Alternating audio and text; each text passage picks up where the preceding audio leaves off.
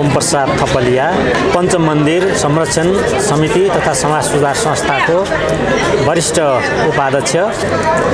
यो पञ्चम मन्दिर संरक्षण समिति तथा समाज सुधार संस्था पाँचवटा मन्दिरहरू कलङ्की क्षेत्रको पाँचवटा चाहिने मन्दिरहरू जसमा पाञ्चायन गीता पाञ्चायन मन्दिर, राम मन्दिर, कृष्ण मन्दिर, कुमारी मन्दिर र बुद्ध मन्दिर गरी पाँचवटा मन्दिरहरूको छुट्टा छुट्टै सञ्चालन समिति रहेको अवस्था थियो र त्यसमा काम गर्ने सन्दर्भमा पदाधिकारीहरूको डुप्लिकेसन भएको एउटा समितिको पदाधिकारी अर्कोमा पनि रहेको यो अवस्थालाई हामीले सुधार गर्नुपर्छ भनेर यो पाँचवटा मन्दिरहरूको एउटै समाज सुधार संस्था संरक्षण समिति बनाउने खालको चाहिने काम सम्पन्न गरेका छौँ र अहिले यो संस्थाको तर्फबाट खास गरिकन यो पाँचवटा मन्दिरहरूको चाहिने संरक्षण पूजाआजा रेखदेखको चाहिने काम हामीले सम्पन्न गरेका छौँ। दोस्रो, यो समाज सुधार संस्था पनि भएको नाताले यसको क्षेत्र हाम्रो चाहिने कलङ्कीको चाहिने मन्दिरदेखि उत्तरतर्फ यता मकालुबाट चाहिने पूर्व र चाहिने यता हाम्रो चाहिने सोल्टी मोडसम्मको चाहिने क्षेत्र यसको चाहिने कार्यक्षेत्र रहेको चाहिने अवस्था छ। यो क्षेत्रभित्र हामीले वातावरण सरसफाइको निमित्त पनि काम गरेका छौँ।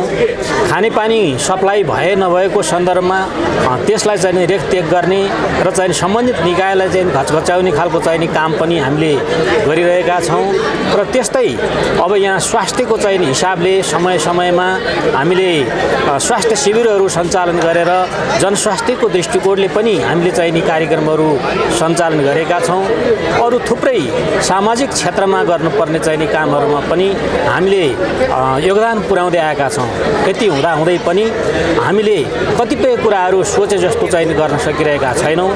आगामी दिनमा यी हामीले चाहिने बनाएका चाहिने कार्ययोजनाहरू हामीले चाहिने पुरा गर्नुपर्छ भन्ने दृढ सङ्कल्पका साथ पनि हामी अगाडि बढेका छौँ। स्वभावैले धार्मिक सङ्घ संस्था सँगसँगै हामीले समाज सुधारका पनि चाहिने कामलाई अगाडि बढाएका छौँ। धर्मको सन्दर्भमा हामी यति बेला यो धर्म यो सबैको चाहिने साझा विषयवस्तु हो। धर्ममा आस्था राख्नुपर्छ र खास गरिकन हिन्दू सनातन धर्मको चाहिँ संरक्षणको निमित्त हामीले यसलाई चाहिँ अगाडि बढाएका छौँ। 5 मन्दिर र यसले बुद्धको पनि हामीले चाहिँ नि संरक्षण गरेका छौँ। बुद्ध धर्मको प्रचार प्रसारमा पनि योगदान पुर्याएका छौँ।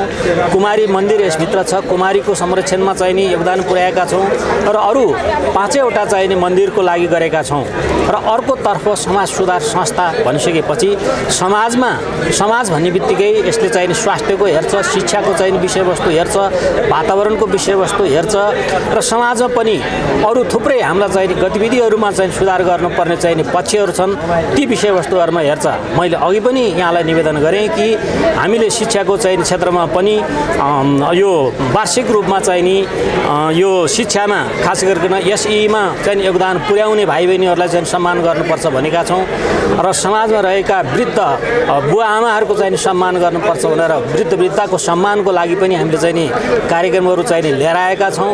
अरू त्यस्तै सरसफाइको चाहिने सन्दर्भलाई वातावरणको सन्दर्भमा लिएर आएका छौँ भने हामीले स्वास्थ्य अब आगामी दिनहरूमा पनि स्वास्थ्य शिविरहरू सञ्चालन गरेर रक्तदानको चाहिने कार्यक्रमहरू सञ्चालन गरेर यो दृष्टिकोणबाट पनि समाजलाई चाहिने कन्ट्रिब्युसन गर्न सक्छ भनेर यो संस्था कटिबद्ध भएर लागेको छ। यो संस्थाको सञ्चालनमा आएदेखि यता निरन्तर रूपमा चाहिने काम गर्ने मौका मैले प्राप्त गरेको छु।